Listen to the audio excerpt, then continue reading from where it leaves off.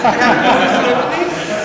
I'm going to turn the table to Mark Segal, and he's going to address this.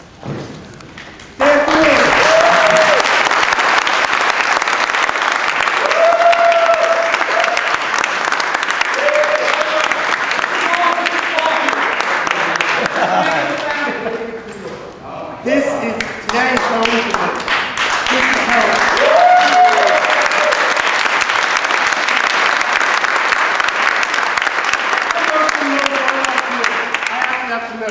I was told I could only speak briefly, and I am going to speak briefly no matter how long it takes me. I'm one of the founders of this organization. It started as Gay Youth. It started in August. Believe it or not, I've been thinking of what month it was. It was August of 1969. There are three of us here today from that session, and I'd like to introduce them to you. If you don't know, the effervescent Mark Horn. Mark,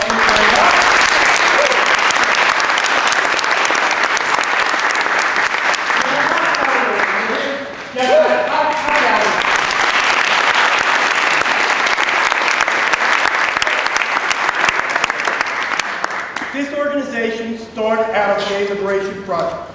We went to Gay Liberation Front, and they kept beating us up because we were young kids, and they always said, young kids didn't know anything, let us adults take care of it. So one day I stood up and I said, you know, you're ageist. I said, we know as much, and we have to take care of our own people. Obviously, you don't know how to deal with young people. So we want to create a Gay Youth Caucus. That was August 1969, that's when we began. I'm wearing a Gay Youth button, which goes back to 1970, 37 years old. And I think Mark Horn has the same button on with him right now. What did we do in 1969-70? We did some things that were never done anywhere else in the world. Mark Horn, myself, I think Jeffrey, and Tony Russamano, who's not here today, literally started a speaking bureau. We went and we spoke about gay issues in high schools. For some odd reason, mainly in Long Island, I never think of that. We had a gay youth hotline which we publicized. We went on a radio station and said, if you're young, gay, want to talk to someone, call our helpline. We had a newsletter, which, by the way, I have only copies of today, if anybody wants to see. We published, I think, 4 versions of the newsletter. We had dances. We had movie nights. In other words, we had things for gay young people to socialize and get to know ourselves. And by doing that, we became leaders, the first leaders in our community. And what did that allow us to do? I can only speak for me. And everything I have done, I believe everybody in this room can take credit for, because I learned my skills by negotiating for gay youth with Gay Liberation Front, GAA. And as you all know, the gay community is always fractured. Always! So you have to fight for anything you want. And we have to fight for everything we want as men.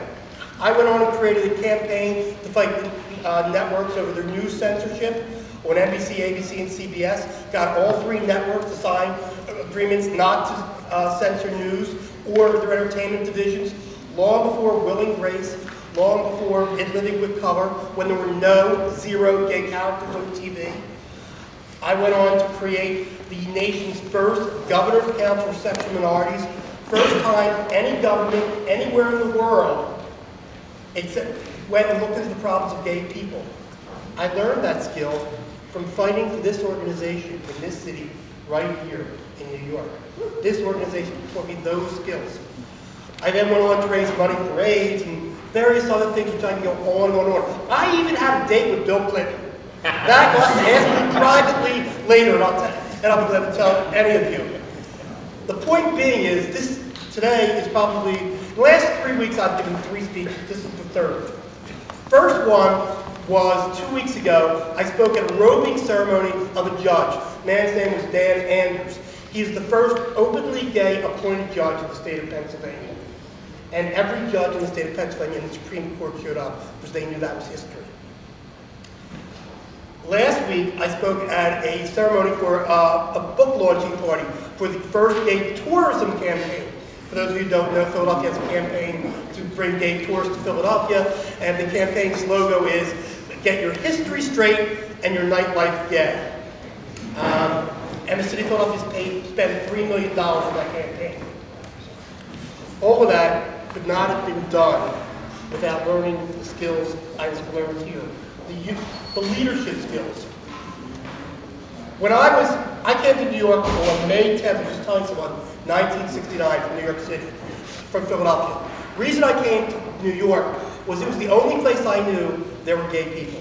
In my own city of Philadelphia, I didn't know there were people like Barbara Kennedy who was doing work. I didn't know that because there was no publicity in those days.